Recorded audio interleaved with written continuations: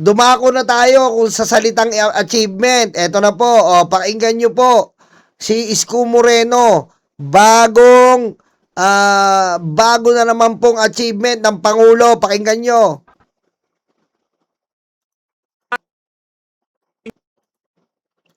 Reload natin. Para sa inyo, nung dating ako'y naging inyong mayor, immediately, we implemented it at kahit wala tayong pera, ipinanghingi ko. Siguro, ngayong hapon, iparating ninyo ang init ng inyong palakpak at pasasalamat kay President Bongbong Marcos Jr. Aray, yari na naman kayo dito, boy. Sapul na naman dito mga DDS, iiyak na naman to. Aray ko. Pakinggan nyo maigi to mga DDS pakinggan nyo maigi. Makinig.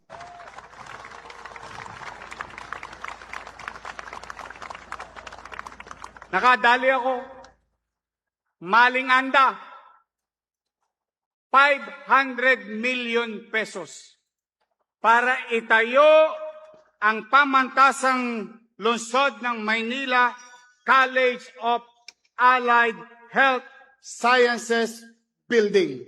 Wala na naman nagawa si BBM yan. Aray ko. Wala na naman po nagawa si BBM yan. Diba sinabi ko nga po sa inyo, nung nakaraang nag-interview kami kay Yorme, diba, nung nakipag-meeting kami kay Yorme, ayaw niya po ipasabi yan, pero sinabi ko na po sa inyo na magkakaroon po ng PLM Medicine. Study of Medicine or tawag dito. Ito, College of Allied Health Sciences Building. Yan po. At hindi lang po basta eskwelahan to. Kasi po, sa Maynila po, bilang laking Maynila po, ang PLM po, napakaliit na eskwelahan lang yan. Ngayon, ano po bang epekto nito? Dadami na po ang pwedeng maging doktor. Dadami na po ang pwedeng magkaroon ng mga trabaho regarding sa medicine. Yan po ang hatid ni BBM. Ayan na naman po, wala na naman po nagawa si BBM. Pakinggan nyo kung ano po ang epekto nito.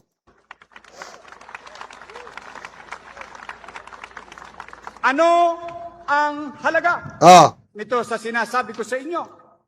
Kung dati-rati hanggang 300 lang na estudyante ang kaya nating yakapin. 300 lang po sa PLM ang pwedeng mag-aral. Sabi ni Yorme. Ngayon, pakinggan nyo kapag tinatagto PLM Allied Health Sciences, pakinggan nyo kung ilan.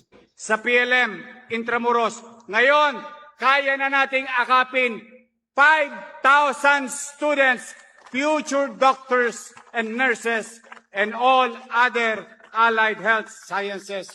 5,000 po ang pwedeng maging doktor, nurse, at affiliated sa Allied Health Sciences. From 300 to 5,000 po. Wala na naman po nagawa. Wala na naman po nagawa si BBM niya. Wala na naman po.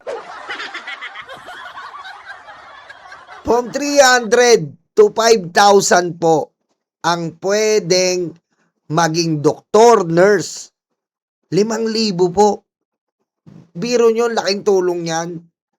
Si BBM lang po nakagawa niyan. Mga kababayan, hindi pa yan tapos. Dito sa Carmona, Cavite, lagi ko sinasabi sa inyo, may PGH na. May extension na ng PGH sa Carmona, Cavite. Kaya po yung sinasabi po ng mga DDS na hindi nila makalimutan sa putang inang tatay digong nila. na yung Tatay Digong daw nila nagbigay ng 100 million sa PGH. Lagi rin sinasabi ni Bastion na tsumutsupa. Aray ko.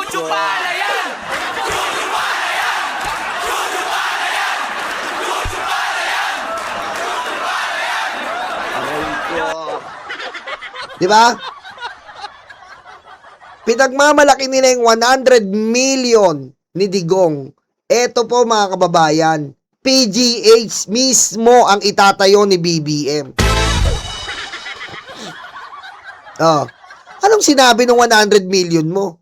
Kung hospital mismo ang itatayo, at gayon nga din po sa Maynila, anong sinabi mo ng mga ano? Eto, eskwelahan, mag-e-expand to 300 student to 5,000 doctors, nurses, at allied health services. Yan ang Pangulo. Aray ko. Diba? Yan po ang Pangulo. Iniintindi ang buhay ng tao. Eh si Digong po, pinapatay ang mga Pilipino. Ano bang maging safe sa tamang tao? Ito ang dapat mong gawin.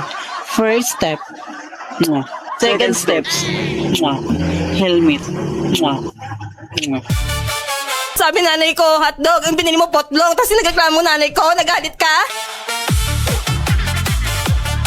Aray ko. Diba?